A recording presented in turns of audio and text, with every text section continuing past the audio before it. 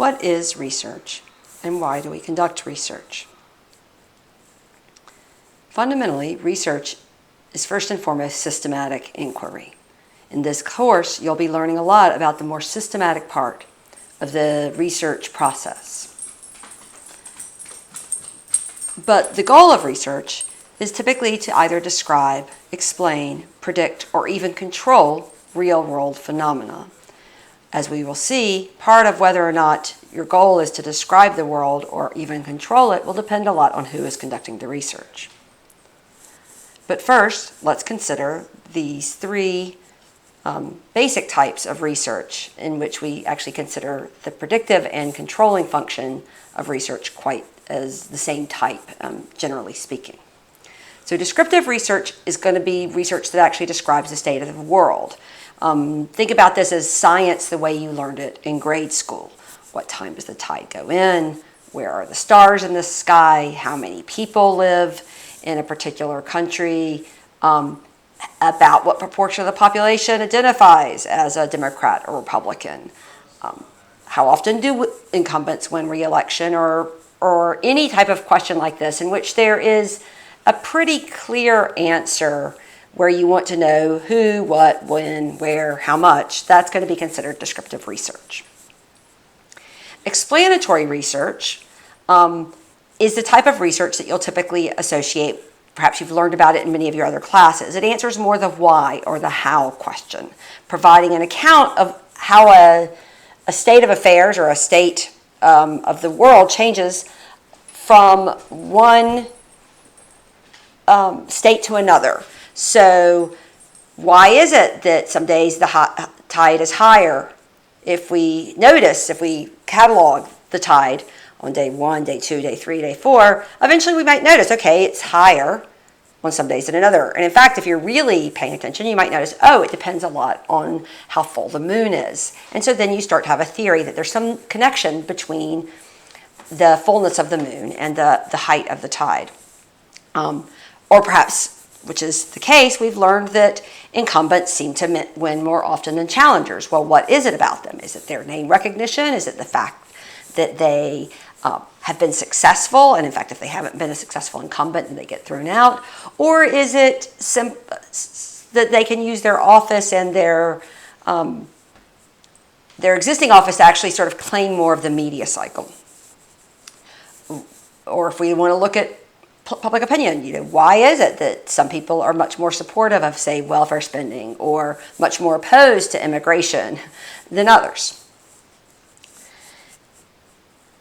Finally, if we consider the predictive or control-oriented attempts, these are typically much more practical. So sometimes you'll say something like, who's going to win the upcoming election, or even what can we do to change people's minds about the upcoming election? Often when you're doing policy research, you're thinking, what will public response be to a new policy? Or even, will this new policy be effective or not? That's an entire world of policy analysis. So these are the three basic types of research. One of the distinctions, though, that remains sort of a bit hidden, though I've hinted at it so far, is the difference between applied research and basic research. So a lot of what you have probably encountered in your previous social science classes, or even some of your science classes, is going to be more in the vein of pure or basic research. So this is research that tries to understand fundamental problems that don't necessarily have an immediate application. So why do people turn out to vote is not the same as trying to understand how do you get voter turnout to be higher. It might ultimately lead to that, but one could have one without the other. So typically what you see is that when you have applied research, often in some way connected to the world outside the ivory tower or the university setting, then you'll have more of applied research. So immediate, practical, real-world decision-making, public policy, management, even just sort of running a campaign. These might all be applied settings, whereas the type of research that you're going to encounter in the university setting is typically going to be less immediately application-oriented, and typically often has to be heavily public funded. But I should point out that doesn't mean that it's unimportant or unnecessary, because almost all applied research is built on the back of this fundamental research. We have to care enough to go and build the Hadron Collider in order to start to develop, say, certain types of nanotechnologies. You can't have one without the other. They progress really, applied builds very much on the pure research setting. So let's look at just sort of a few examples then of research at work in the real world. I've hinted that it's used in lots of arenas, so here's one that you might not know exists, but perhaps if you watch, say, House of Cards, this will seem familiar, and that is the use of instant response voting. The Republican strategist Frank Luntz really mastered this in the 90s, where he would have his respondents watch speeches or watch debates, and they would have a dial. You can sort of see the picture here. This is a digital dial, but I think originally they had the mechanical dial, and it would go up or down. You know, did you like that word? Did you not like that word? So they hear the word death, the dial goes down. That's not a good feeling that they're getting. They hear the word hardworking, the dial goes up. And so you see that, for example, the estate tax became the death tax, because that made people dislike the estate tax much more if you call it a death tax. When you hear the word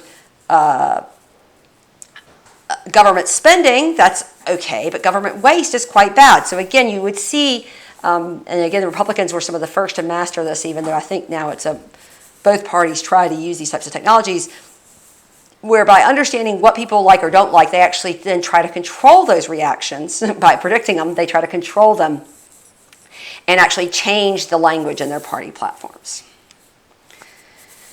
Another interesting example here is there has been really decades of work on understanding corporate performance and executive pay. And part of what the basic research had shown over years was that there didn't appear to be a strong correlation between how much a manager was being paid and a particular company's performance, regardless of industry, regardless of even looking within size. In fact, it seemed to be the company's size and therefore prior success that determined a lot of how much the managers were being paid. It didn't appear that better paid managers were performing better than the worst paid managers.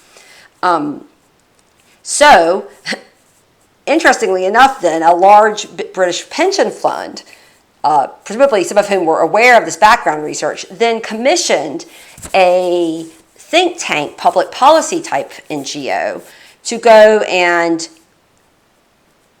write a working paper about pay for performance systems and the fact that they generally didn't lead to better performance. So you could see that they had the pension fund had an actual motivation. They didn't want to have to pay. They wanted to be able to, as shareholders, vote to pay managers less, but they needed the research to back them up, but they couldn't just throw a bunch of academic articles, so you needed these intermediaries, this NGO research, to, in essence, do a summary and meta-analysis of the existing research.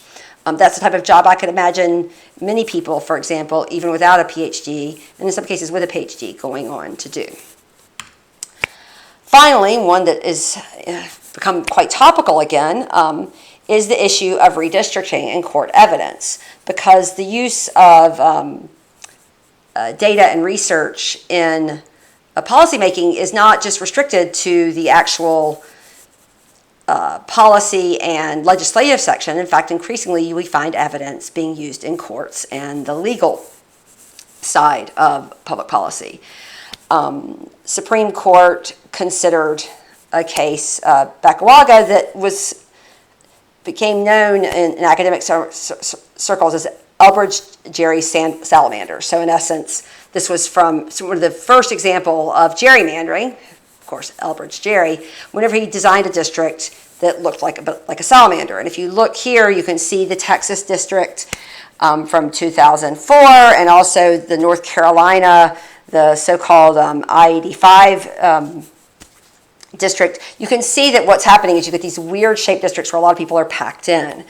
And so how do you prove, though, that that's been done on purpose in order to gerrymander, or to sort of, in essence, give one party an advantage, an electoral advantage over another, well, it takes some pretty high-tech data analysis.